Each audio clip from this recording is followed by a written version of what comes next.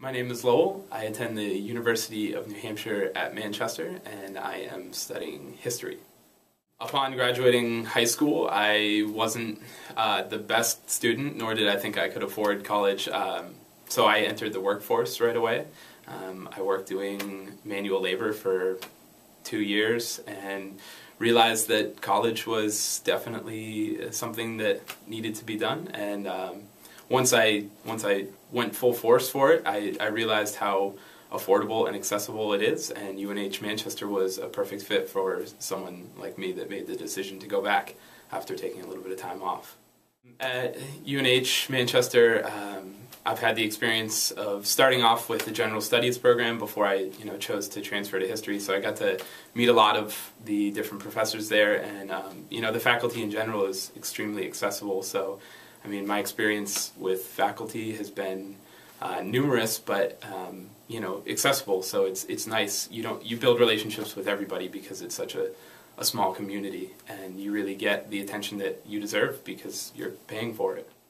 As far as a favorite class goes, anything to do with history, which is surprising to me because it took, I don't even know how long. I used to hate history, and now I want to be a professor in the long run. So American history specifically, Professor Jack Resch has been a great teacher and guiding light in my studies there, and is a wonderful resource for studying early American history, which is what fascinates me. When I graduated high school, I say graduated, but I think I had a 1.6 GPA, and college was the know-all end-all, and it was the next logical step. But oftentimes that may not be what you necessarily need to do. You need to really examine what's important, what fits your lifestyle, and what really works for you. And college is absolutely important to always consider, and it's never too late to go back. I took 2 or 3 years off. I worked, and I learned the lesson the longer and more difficult way of really having to experience life first. But now that I've returned to school, I have a 3.8 GPA, and I'm a much better student than I ever was in high school. I enjoy learning, and hopefully that this is something that I can build a future on, because I wasn't building a future before. I was a full-time musician, I guess you could call it. I was working full-time as well, but I was a singer-songwriter. I love to play music. I still love to play music. I think anybody who plays or writes music like I did, it never something that leaves you. But although I enjoyed doing it and spending as much time on it as I did, it wasn't a functional career path for me per se. But just because I'm not studying music or currently pursuing it 40 plus hours a week as a full-time job doesn't mean that I don't still go home and play and write and play shows once in a while and do all those things. And there comes times where a little sacrifice now may open up more time to do that again in the future, which would be great. Yeah, college is